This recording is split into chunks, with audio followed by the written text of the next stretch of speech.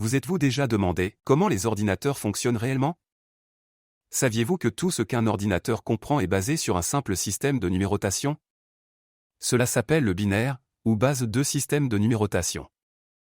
Dans cet épisode, nous apprendrons comment convertir des nombres entre différents systèmes de numérotation et où ils sont utilisés dans notre vie quotidienne. Commençons. Le système de numérotation binaire est beaucoup plus proche de nous que vous ne le pensez. Par exemple, si vous avez un contrôleur programmé, il stocke et exécute le programme en nombre binaire. Et avec un tel système, vous pourriez même contrôler un avion. N'est-ce pas incroyable? Même le fonctionnement d'une simple machine à laver repose sur ce système.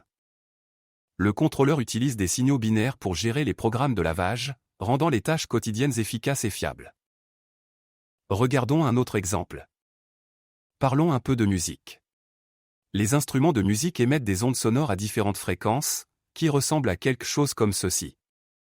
Imaginez, vous êtes ingénieur du son, et vous voulez affiner un peu le son musical. En utilisant des opérations binaires, vous identifiez les fréquences qui vous intéressent, les ajustez légèrement, puis créez et écoutez les nouvelles variations sonores. L'ordinateur effectue ces raffinements en utilisant le système de numérotation binaire. De plus, les ordinateurs s'appuient sur la logique binaire pour stocker et traiter d'énormes quantités de données. C'est la pierre angulaire de la technologie moderne. En informatique, nous utilisons fréquemment le système de numérotation hexadécimale.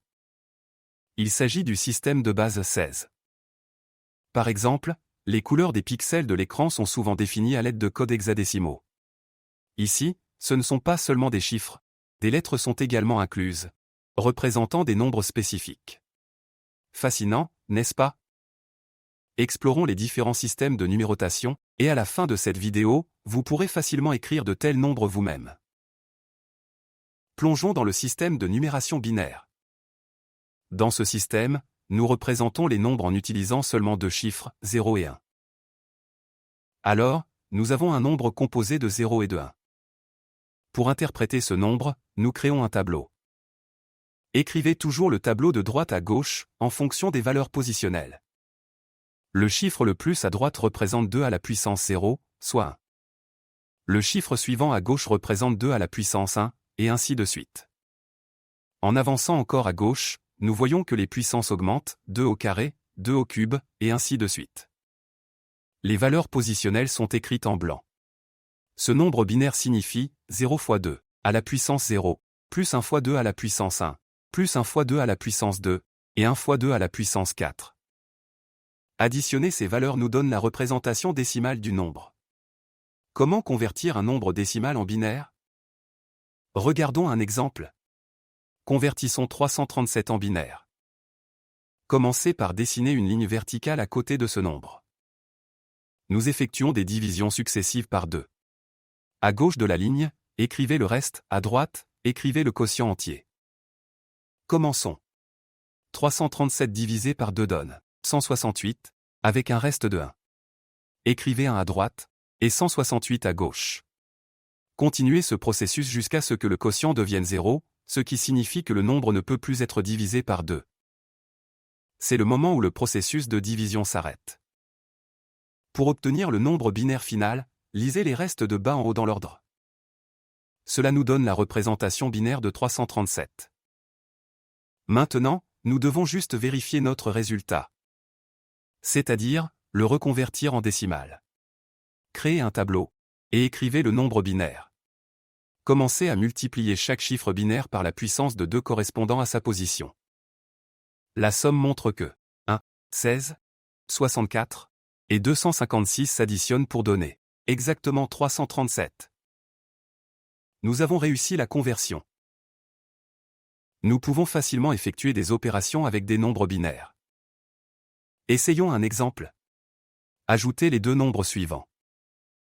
Il est judicieux de les écrire l'un en dessous de l'autre. N'oubliez pas, nous n'avons que 0 et 1 comme chiffres. Si la somme est supérieure, nous devons décaler d'une puissance vers la gauche. Commençons à additionner de droite à gauche. 1 plus 1 donne 0. Nous reportons 1 à la position suivante.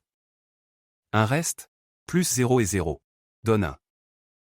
Pas de report cette fois. 1 plus 0 donne 1. 1 plus 1 donne 0, et nous reportons 1. Ainsi, notre résultat est 1, 0, 1, 1, 0. Si nous convertissons ces nombres dans le système décimal, nous obtenons les valeurs suivantes. Vous pouvez voir que l'addition fonctionne. Et voilà, c'est terminé. Le binaire n'est pas le seul système de numération. Voyons le système octal. Vous pouvez facilement appliquer cette technique à d'autres systèmes de numération aussi. Le système octal se compose des nombres de 0 à 7. Ceux-ci peuvent être les restes. Écrivons le nombre 337 en système octal. Commençons par tracer la ligne, puis divisons ce nombre par 8 avec un reste. Le quotient va à gauche, et le reste à droite de la ligne. Dans 337, 8 rentre 42 fois. Et le reste est 1. Dans 42, 8 rentre 5 fois, et 2 est le reste. Dans 5, 8 ne rentre plus, seulement 0 fois, mais 5 est le reste. Vous pouvez maintenant lire le nombre octal de bas en haut. Vérifions rapidement cela à l'aide du tableau. 1 fois 1, plus 2 fois 8, plus 5 fois 64. Cela donne un total de 337. Ainsi, les chiffres 5, 2, 1 représentent 337 en système octal. Le dernier système de numération intéressant est le système hexadécimal. Dans ce cas, nos cartes de nombres vont de 0 à 9. Mais le reste maximum peut être 15. Dans le système hexadécimal, nous ne pouvons pas représenter 10 avec un seul chiffre, donc nous introduisons la lettre A. Pour 11, la lettre B, et ainsi de suite jusqu'à 15. Voyons un exemple rapide. Trouvons le code hexadécimal de 11111. Divisez-le par 16. Cela donne 694, avec un reste de 7, et ainsi de suite. En lisant le résultat à l'envers, nous obtenons 2, B, 6, 7. En le vérifiant à l'aide du tableau, nous voyons que 7 fois 1, plus 6 fois 16, plus 11 fois 256, plus 2 fois 4096, égale 11111. Nous avons résolu cela aussi. Et avec cela, nous avons atteint la fin des systèmes de numération. J'espère qu'à partir de maintenant, vous aborderez avec confiance le codage d'un autre nombre. Merci d'avoir regardé la vidéo. Si vous l'avez trouvé utile, n'oubliez pas de vous abonner, et d'aimer la vidéo aussi. N'oubliez pas de consulter les autres vidéos du cours pour continuer à développer vos connaissances. À la prochaine.